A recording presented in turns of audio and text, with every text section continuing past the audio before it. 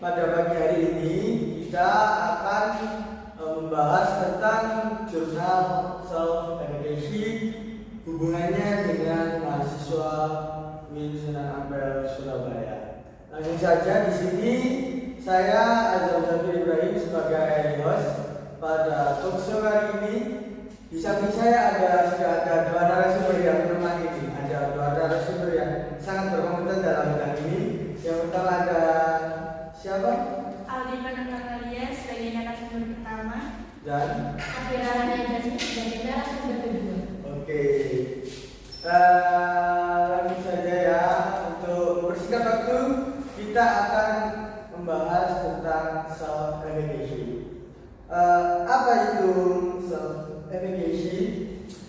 Jadi mungkin kita pernah mendengar tentang percaya diri ya, ataupun tentang masalah grogi ataupun kecemasan ketika kita maju ke depan kelas, ataupun kita pada saat berpresentasi sesuatu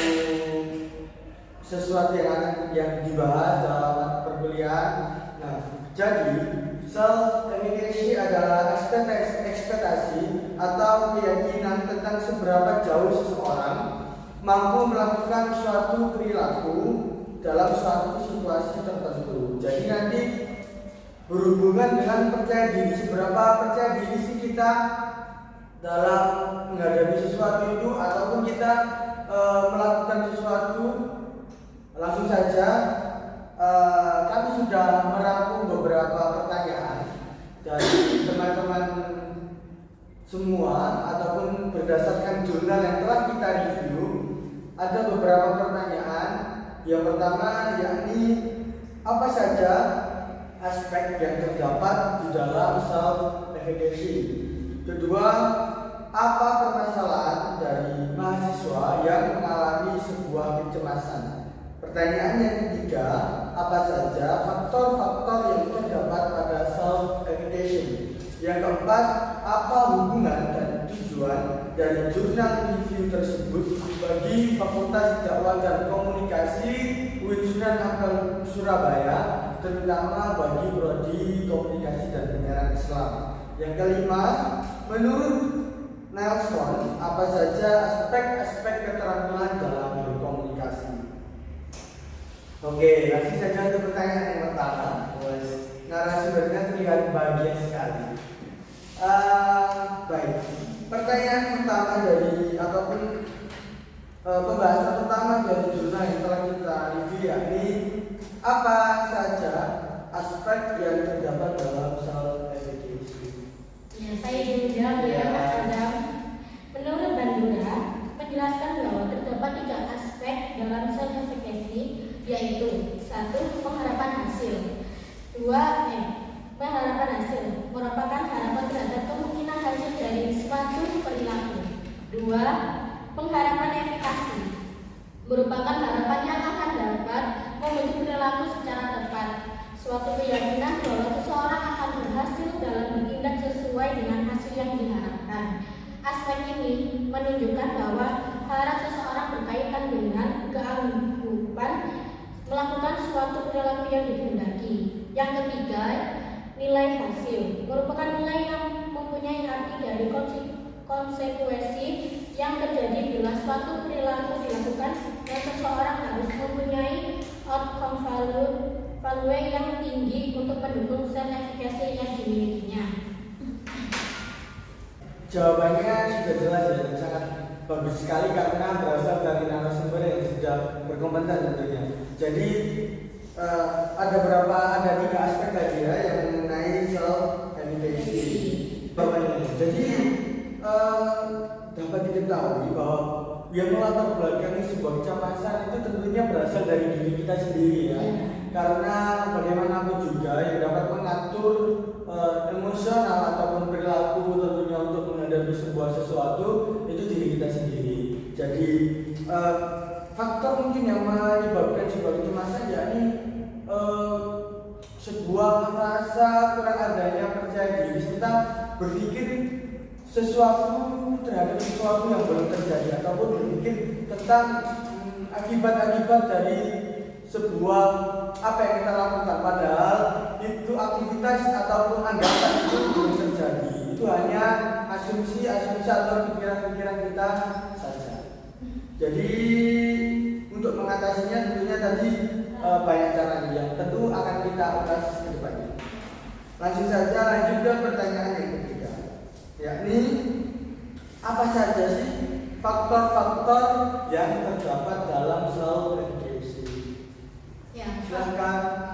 faktor-faktor yang di dalam self-efficacy sebagaimana diungkapkan oleh Utomo dalam penelitiannya mengungkapkan bahwa kecemasan berbicara di depan umum juga dipengaruhi oleh beberapa faktor.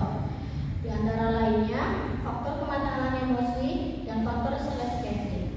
Faktor kematangan emosi yang ditandai dengan tidak meledakan emosi di hadapan orang lain, penilaian situasi kritis dan memiliki emosi yang stabil. Sementara self-efficacy ditandai dengan adanya kepercayaan diri dalam menghadapi situasi yang tidak menentu, keyakinan mencapai target, menumbuhkan motivasi dan mengatasi tantangan yang muncul. Kecemasan berbicara di depan umum merupakan fungsi rendahnya self-efficacy. Self-efficacy berperan menentukan bagaimana seseorang melakukan pendekatan terhadap berbagai sasaran, tugas, dan tantangan. Pada saat merasa takut dan cemas, biasanya individu mempunyai self-efficacy rendah. Sementara individu yang memiliki self-efficacy tinggi, mereka mampu dan yakin terhadap kesuksesan dalam mengatasi rintangan dan menganggap ancaman sebagai suatu tantangan yang tidak perlu dihindari. Nah, kita sudah mendapatkan jawabannya ya dari narasumber. Tentunya faktor-faktor dari self-efficacy itu dipahami oleh beberapa faktor. Yang pertama tadi ada salah satunya yakni kematangan emosi. Jadi kembali lagi seperti yang di awal tadi bahwa kecemasan ataupun bagaimana cara kita mengatur emosi untuk menghadapi sebuah sesuatu ataupun tantangan ataupun yang akan kita hadapi, itu tentunya yang bisa mengatur itu hanya diri kita sendiri. Bagaimana sih cara diri kita memposisikan diri kita agar percaya diri kita itu sudah dalam posisi yang tepat. Jadi kita pada saat berbicara atau kita saat sedang berpresentasi itu bisa lancar, bisa menguasai kondisi tersebut. Itu tadi ya beberapa faktor yang mempengaruhi self-efficacy. Jadi bisa diketahui bahwa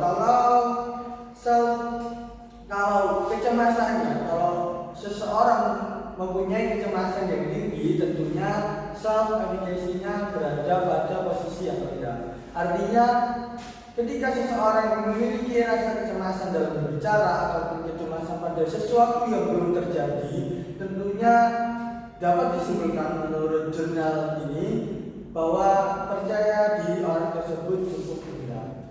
Langsung lanjut ke pertanyaan berikutnya. Pertanyaan berikutnya nih, apa hubungan dan tujuan dari jurnal tersebut bagi Fakultas Dakwah dan Komunikasi, khususnya bagi Prodi Komunikasi dan Penyiaran Islam? Jadi saya akan menjawab pertanyaan selanjutnya, yakni apa sih hubungan dan tujuan jurnal terhadap Fakultas Dakwah dan Komunikasi? Hubungannya yakni untuk menuntut keterampilan berbicara tidak hanya dalam kegiatan yang berkaitan dengan perkuliahan, tetapi mereka juga dituntut untuk mampu berbicara di depan publik, seperti menjadi presenter, menjadi pembawa acara seperti MC atau presenter dan juga berdakwah. Dan tujuan dari jurnal tersebut terhadap Fakultas Dakwah ini untuk mempersiapkan mahasiswa untuk menjadi calon cendekiawan Muslim yang berkaidah Islam, berfikrah Islami dan berakhlak mulia, yang memiliki keahlian dan keterampilan dalam dakwah Islam dan komunikasi serta berguna bagi dirinya, keluarga, masyarakat, bangsa dan negara. Seperti itu. Seperti itu ya. Jadi kegunaan ataupun apa sih dampak yang diberikan dari jurnal ini? Mungkin bisa kita tarik sedikit kesimpulan kesimpulan bahwa jurnal ini buat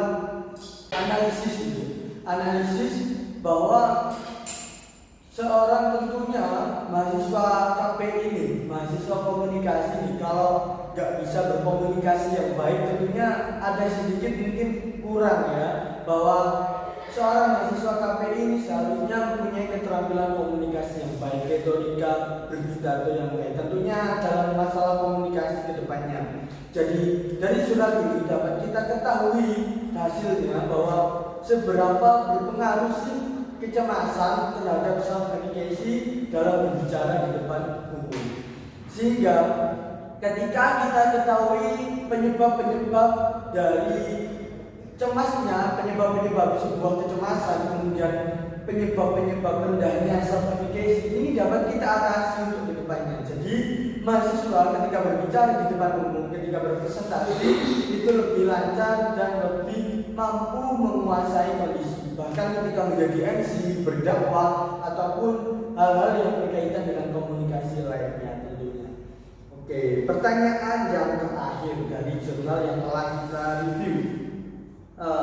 Menurut Nelson, apa saja sih aspek-aspek keterampilan dalam berkomunikasi? Jadi ada banyak kan ya keterampilan dalam berkomunikasi, tapi ini menurut pendapat ahli dari seorang Nelson. Mungkin bisa dijawab. Jadi aspek-aspek keterampilan dalam berkomunikasi menurut Nelson pada tahun 2012 ini ada 3. Yang pertama itu keterampilan verbal, keterampilan vokal, dan keterampilan bahasa tubuh. Yang pertama itu ada keterampilan verbal, yaitu meliputi bahasa formal, bahasa informal, dan isi materi. Lalu ada keterampilan vokal yang terkait dengan suara, meliputi artikulasi, intonasi, tinggi, rendah, dan tempo atau kecepatan dalam berbicara.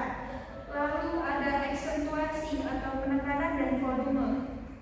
Selanjutnya ada keterampilan tubuh, terdiri atas pesan-pesan yang dikirim melalui gerakan tubuh sebagai ekspresi yang sedang diungkapkan, meliputi ekspresi wajah, kontak mata, gestur, dan penampilan.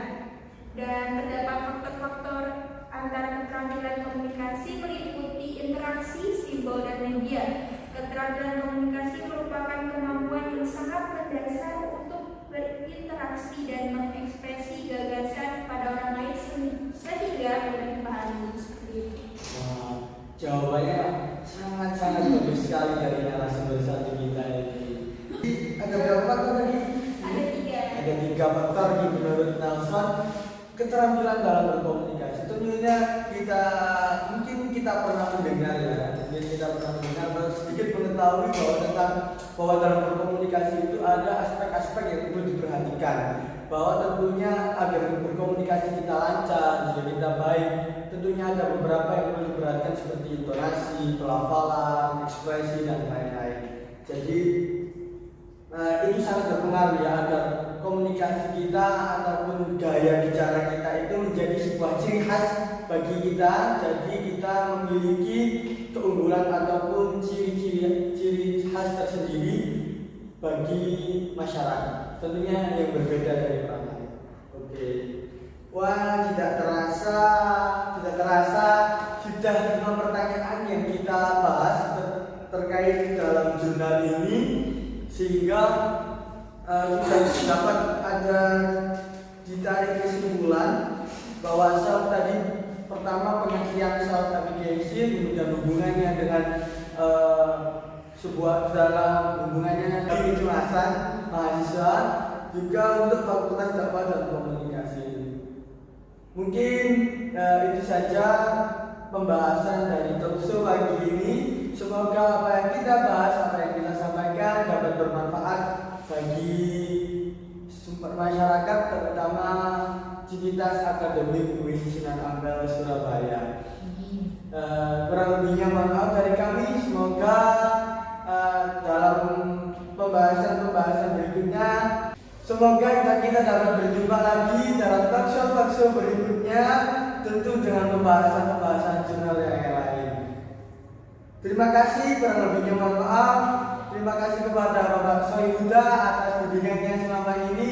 Semoga ilmu yang kami dapatkan dari Bapak bermanfaat bagi kami, utamanya bagi mahasiswa pendidikan. Terima kasih, kurang lebih mohon maaf. Assalamualaikum warahmatullahi wabarakatuh.